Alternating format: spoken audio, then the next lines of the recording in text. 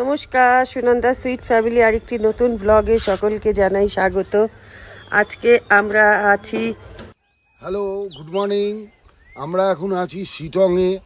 সকালবেলা এই অপূর্ব সুন্দর পরিবেশ আর বিউটি, নেচারের বিউটি দেখার জন্য আমরা বেরিয়েছি সকালবেলা মর্নিং ওয়াকে। দারুণ লাগে।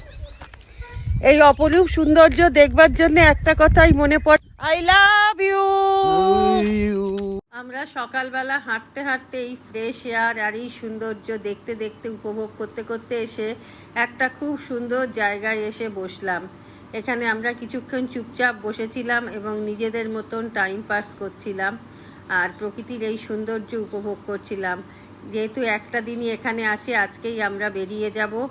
আজকে আমরা যাব হচ্ছে শিলিগুড়িতে, কারণ কালকে বিকেলে আমাদের বন্দে ভারতের ট্রেনে ফেরার কথা কলকাতাতে আছে। শুকনো পাতার নূপুর পায়ে নাচিছে ঘূর্ণি বায়, জল তরঙ্গে ঝিলিমিলি ঢেউ তুলে সে যায়, জল তরঙ্গে ঝিলিমিলি ঢেউ তুলে সে যায়। ইরানির বালিকা যেন মরুচারিণী, পল্লীর প্রান্তর বন মনোহরিণী, ছুটে আসে সহসা গৈরিক বরণী, বালুকার উর্নি গায়, জল তরঙ্গে ঝিলিমিলি ঢেউ তুলে সে যায়। আমরা মর্নিং ওয়াক করে ফেরার পথে হঠাৎই দেখলাম ওয়েদারটা এরকম চেঞ্জ হয়ে গেল। তখন মনের আনন্দেতে এই গানটাও করে ফেললাম আর সাথে নাচও করলাম। মনের খুশিতে মানুষ কী না করে, যা তখন ভালো লাগে তাই করতে ইচ্ছা করে। আর এখন কি সুন্দর দেখুন ওয়েদারটা, পুরো মেঘে সারা হোমস্টেটা আমাদের ঢেকে গেছে, ইভেন সারা জায়গাটাই ঢেকে গেছে। এখন আমরা ফ্রেশ হয়ে নিয়ে এইবার আমরা বসেছি ব্রেকফাস্ট করতে। আজকের ব্রেকফাস্টে সব জায়গায় একই ধরনের ব্রেকফাস্ট থাকে, রুটি, লুচি, আলুর দম বা যে কোনো একটা সবজি। আমরা এখন রেডি হয়ে গেছি, এইবার আমরা বেরিয়ে পড়ব। আর এইটা আমাদের ফুল হোমস্টেটা, ভিউটা খুব সুন্দর। এখন আবার ওয়েদার চেঞ্জ হয়ে গেছে, এত সুন্দর না হোমস্টেটা, ছেড়ে যেতে ইচ্ছা করছে না, কিন্তু যেতে তো হবেই। বাই বাই হোমস্টে, আবার দেখা হবে। সত্যি যদি সময় সুযোগ আসে আমি আবারও এই হোমস্টেটাতে আসবো। এত সুন্দর ফুলের সমারোহ চারিদিকটাতে। আর এই হোমস্টেটাতে পার হেড নিয়েছিল আমাদের 1500 টাকা করে। আর সব থেকে ভালো লেগেছে এই হোমস্টের মালিকের ব্যবহার, এত সুন্দর ব্যবহার দুজন ভদ্রলোকের, কি বলবো। এখন মেয়ে রুমে রেডি হচ্ছে, আমরা আমাদের সমস্ত লাগেজ গোছগাছ করে বেরিয়ে পড়েছি। এবার গাড়িতে তুলবো। টাটা বাই বাই, আবার দেখা হবে। এই সুটকেস খোলা আর সুটকেস বন্ধ করা যে কি প্রবলেম, কি বলবো। এখন আমরা যাচ্ছি অহলধারা ভিউ পয়েন্টের দিকে। আগে ওখানে যাব, ওখানে ঘুরে টুরে নিয়ে তারপর আমরা যাব শিলিগুড়িতে। সেই যেখান থেকে আমরা এসেছিলাম ম্যানিলা হোটেল, ওখানেই আমাদের আজকে যাওয়ার কথা আছে। পাহাড়ি এই রাস্তাগুলো এত সুন্দর লাগে, কোথাও নিচু আবার কোথাও উঁচু, নিচে নামলে আর ওপর থেকে দেখা যায় না, এত ভালো লাগে। আর এই অহলধারা ভিউ পয়েন্টে কিন্তু অনেক হোমস্টেও আছে, কোথাও কোথাও আবার ঝুম চাষ হচ্ছে। এই হোমস্টেতে থেকেও কিন্তু এখানে ঘোরা যায়। আর এগুলো হচ্ছে সিনকোনা গাছের চাষ করা হয়েছে, এখানে প্রচুর সিনকোনা গাছ আছে, যার থেকে এই কুইনাইন ওষুধগুলো রেডি করা হয়। এখন এই অহলধারা ভিউ পয়েন্টে এন্ট্রি করতে হলে পার হেড 20 টাকা করে টিকিট কাটতে হয়। এই ভিউ পয়েন্টে যেতে হলে কিন্তু কিছুটা পায়ে হেঁটে উঠতে হয়, গাড়ি কিন্তু সম্পূর্ণ ওপরে ওঠে না। একটা জায়গায় গিয়ে গাড়ি সেখানে পার্কিং থাকে, বাকিটা পায়ে হেঁটে উঠতে হয়। দাঁড়া দাঁড়া দাঁড়া, আমি নিঃশ্বাস নিতে পারছি না। আমি যাচ্ছি না মা, কেন? কথা বললে শুনবি। এই ভিউ পয়েন্টটা দেখে আপনারা বুঝতে পারছেন কিনা জানি না, এটা কিন্তু খুবই খাড়াই এবং খাদের মতন। এই যে পোর্শনটা দেখাচ্ছি এটা কিন্তু খাদের মতন, ওইখান থেকে বোঝা যাচ্ছে না, আপনারা হয়তো দেখে বুঝতে পারছেন না। সেই জন্যেই আমি ছেলে মেয়ের ওপর চেঁচাচ্ছিলাম, যে কারণ ওরা যাতে হরর করে না নেবে, যে একবার গড়িয়ে গেলে কিন্তু আর কোনো উপায় নেই। আর নিচে দূরে ওই আপনারা দেখতে পাচ্ছেন কিনা ঠিক বুঝতে পারছি না, দূরে একদম তিস্তা নদী সরু হয়ে বয়ে চলেছে। আর ওই যা ওখানে দূরে দেখা যাচ্ছে একটা সাদা জায়গা, ওইটা হচ্ছে মেন ভিউ পয়েন্ট। ওই খাদ দিয়ে নেবে গিয়ে অনেকে ওইখানে যাচ্ছে, ওপর থেকেও দেখা যায় ক্লিয়ার পিকচারটা। পাহাড়ের সৌন্দর্য এক এক জায়গায় এক এক রকম, একই পাহাড় কিন্তু এখানকার সৌন্দর্যটা আবার অন্য রকমের, আলাদা। এত ভালো লাগছে এই জায়গাটা, আর এত স্নিগ্ধ, ঠান্ডা, শীতল সব কিছু মিলিয়ে। ওই দূরে ভিউ পয়েন্টটায় অনেকে নেমে হেঁটে হেঁটে যাচ্ছে, ওখানে একটা পাথরের খণ্ড ঝুলছে, অনেকে তার উপরে গিয়ে ছবি তুলছে। কেন যে মানুষ এত রিস্ক নিতে যায় জানি না। ওই যে হাঁটতে হাঁটতে সবাই ওই জায়গাটায় যাচ্ছে, ওর নিচেই তিস্তা বয়ে যাচ্ছে। সেই জন্যে ছেলে মেয়েদেরকে আমি একা ছাড়তে পারি না, সোনুকে আর মুঙ্কুকে, যে ওরা বাচ্চা এখন কোথায় নেবে যাবে কি করবে, সেই জন্য সব সময় ওদের পিছে পিছে থাকি। আমার হাজব্যান্ড তো বসে থাকলো, সে বললো আমি এত উপরে উঠবো না, তুমি ওদেরকে নিয়ে ঘুরে এসো। ও ওখানে বসে চা খাচ্ছে। তাই আবার এখানে এসে দেখলাম এখানে মোমো আছে, চা কফি দোকানও আছে। তাই ছেলে মেয়ে বললো পাহাড়ে আসবো আর মোমো খাবো না, তাই একটু মোমো নিয়ে খেলাম, ছবি তুললাম। যাক, আমাদের ভালোই লাগলো, খুব জায়গাটা খুবই সুন্দর। এখন আমরা আবার ফিরে যাচ্ছি শিলিগুড়ির দিকে, কিন্তু যেতে যেতে হঠাৎ যারা পাখিদের ফটো ধরে তারা লাট পাঞ্চারে আসবেই আসবে, মেন পয়েন্ট এই লাট পাঞ্চা।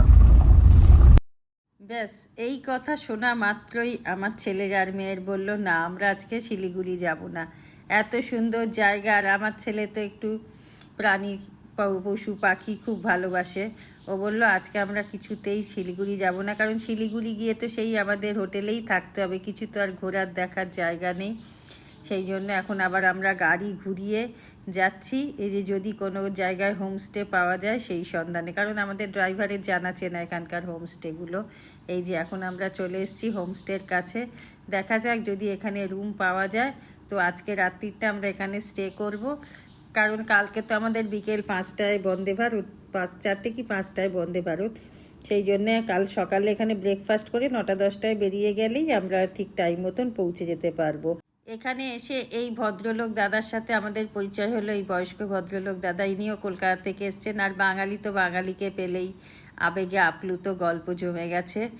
আর এইটা হচ্ছে আমাদের হোমস্টে, কিন্তু এখন আপাতত হোমস্টেতে যারা আছেন তারা একটু বাদেই ছেড়ে চলে যাবেন, সেই জন্য আমরা বাইরে বসে একটু ওয়েট করছি। এই দাদার সাথে আমরা গল্পগুজব করছি। এখন এই দাদা বলছেন যে চলুন, আমার পাশেই ওনার হোমস্টেটা, এই একই মালিকের, তাই এখন ওনার সঙ্গে আমরা যাচ্ছি। ওনার হোমস্টেটাও ঘুরে দেখব, আর পাশে একটা খুব সুন্দর নাকি মনস্ট্রি আছে, সেখানটাও ঘুরে দেখে আসব। আর ওনারা খাবার এখন রেডি করছেন এই হোমস্টেতে আমাদের খাবার জন্যে। একবারে ঘুরে এসে আমরা লাঞ্চ করে নেব এবং রুমেও আমরা ঢুকতে পারবো, তাই জন্য এখন আমরা যাচ্ছি। আর এই যে চলে এসেছি ওনার হোমস্টেতে, ওনার হোমস্টেটাও খুব সুন্দর, উনি একা এসেছেন অবশ্য। আর ওনার হোমস্টেতে একটু বসলাম, ঘুরলাম। এখন যাচ্ছি মনেস্ট্রির দিকে। আর এই দাদা খুব পাখি ভালোবাসেন এবং পাখির ছবি তুলতেই উনি মাঝে মাঝে এই লাট প্যাঞ্চারে আসেন। আর তাই শুনে আমার ছেলে মেয়ে তো আবেগে আপ্লুত, বললো আমরাও যাব জেঠু তোমার সঙ্গে ছবি তুলতে। বললো ঠিক আছে, আমি স্নান খাওয়া করে নিই, তারপর তোদেরকে নিয়ে যাব। এই যে এখন মনেস্ট্রিতে এসেছি, খুব সুন্দর পাহাড়ের ওপরে ছোট্ট একটা মনেস্ট্রি। এটা একটা ছোট্ট সুন্দর সাজানো গোছানো অদ্ভুত সুন্দর গ্রাম। আমরা মনেস্ট্রি ঘুরে এখন চলে এসেছি হোমস্টেতে। হোমস্টেটা এত সুন্দর করে সাজানো গোছানো, আর একদম নতুন হোমস্টে। এখন হোমস্টে রুমগুলো ক্লিয়ার করা হয়ে গেছে, আমরা আমাদের লাগেজ নিয়ে ঢুকে পড়েছি।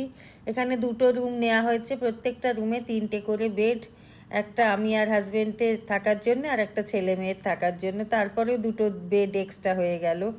কিন্তু খুব সাজানো গোছানো আর পরিষ্কার। প্রত্যেকটা রুমে কিন্তু হর্নবিল পাখির আর্ট করা আছে, পিকচার। যেহেতু এই জায়গাটা পাখিদের স্বর্গরাজ্য, সেই জন্য এখানে সব জায়গাতেই পাখিদের ছবি দেখতে পাওয়া যাচ্ছে। আর আমরা এখন লাঞ্চ করতে বসে গেছি। লাঞ্চে ছিল হচ্ছে প্লেন রাইস, স্যালাড, ডাল, পাঁপড় ভাজা, আলু ভাজা, আর হচ্ছিল মাছের ঝোল। যেহেতু শিলিগুড়ি এখান থেকে 2 ঘন্টা, সেই জন্য এখানে মাছ পেতে কোনো প্রবলেম হয় না, সব রকমেরই মাছ এখানে পাওয়া যায়। আজকে লাঞ্চ করতে আমাদের বেশ অনেকটাই বেলা হয়ে গেল, প্রায় 4:30 বাজতে চললো এখন। যাই হোক, তবু যে ওনারা অ্যারেঞ্জ করে আমাদের ব্যবস্থা করে দিয়েছে, এটাই ওনাদেরকে যথেষ্ট অনেক ধন্যবাদ। আর এই দাদাও আমাদের সঙ্গে বসেছেন। এই যে এখন আমরা যাচ্ছি পাখি দেখতে। আর ছেলে মেয়েকে, যেহেতু এই জঙ্গলের মাঝখানে, ওরা বলছিল দুজনে, সোনু আর মুঙ্কু, যে ওই জেঠুর সাথেই যাবে, কিন্তু আমার মন ঠিক ভাল লাগছিল না ওদেরকে এই জঙ্গলের মাঝখানে ছেড়ে দেবো, ওই জন্য পেছনে আমি গাড়ি নিয়ে যাচ্ছিলাম। কোনো বিপদ দেখলে তাহলে ওদেরকে গাড়িতে টেনে তুলে নেব। অবশ্যই দাদাও সঙ্গে আছেন। যাই হোক, এখন এখানে কত রকমের পাখির আওয়াজ শুনতে পাওয়া যাচ্ছে। আর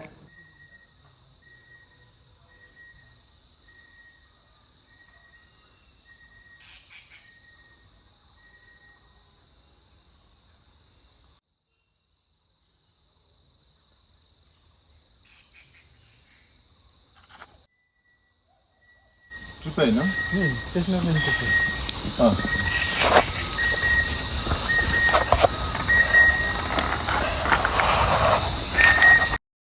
এসে দেখলাম ডিসকভারি চ্যানেল থেকেও এসেছেন লোকজন এই পাখিদের ছবি তুলতে। ওনাদের গাড়ি দেখেই বুঝতে পারলাম গাড়ির গায়ে লেখা আছে ডিসকভারি চ্যানেল বলে।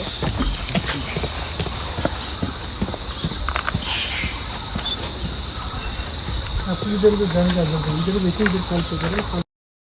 নাম জানি না, তবে এই পাখিগুলোর ছবি ওরা সবাই মিলে তুলেছে।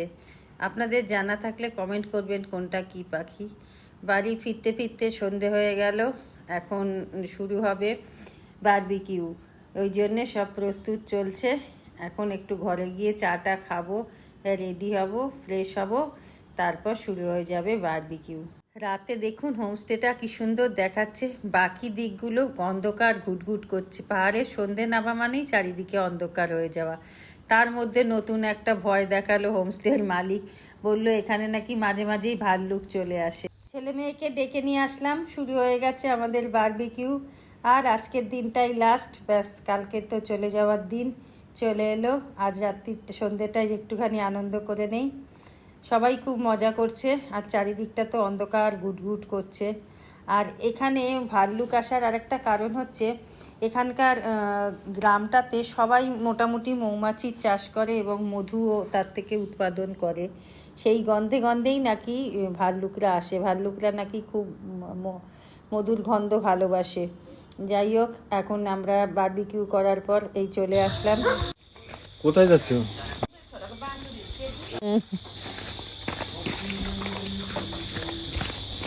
হয়ে গেছে এখন? না, হ্যাঁ, আমরা সবাই এখন ডিনার করতে চলে এসেছি। এখন বাজে 10:30, কারণ কালকে আবার সকাল সকাল বেরোতে হবে, তাই জন্য ভাবলাম সকাল সকাল খেয়ে দেই, শুয়ে পড়ি। আর আজকে ডিনারে ছিল হচ্ছে রুটি ছিল, রাইস ছিল, চিকেন ছিল, একটা মিক্স ভেজ ছিল, আলু ভাজা ছিল, আর আমাদের নিজেদের সাথে আনা সোনপাপড়ি তো অলওয়েজ থাকে।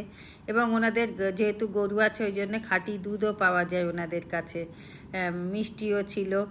যাই হোক, আজকের ভিডিওটা এখানেই শেষ করছি। যদি কিছু ভালো লেগে থাকে তাহলে লাইক, শেয়ার, কমেন্ট করবেন, এবং যাদের সাবস্ক্রাইব করা নেই তারা অবশ্যই সাবস্ক্রাইব করবেন। আর দেখা হবে খুব শীঘ্রই নতুন আর একটা ভিডিও নিয়ে। আপনারা ততক্ষণ সবাই ভালো থাকবেন, সুস্থ থাকবেন। Tata, good night. কালকের ভিডিওতে দেখাবো ওনারা কিভাবে মধুর চাষ করেন এবং ওনাদের অর্গানিক ফার্ম।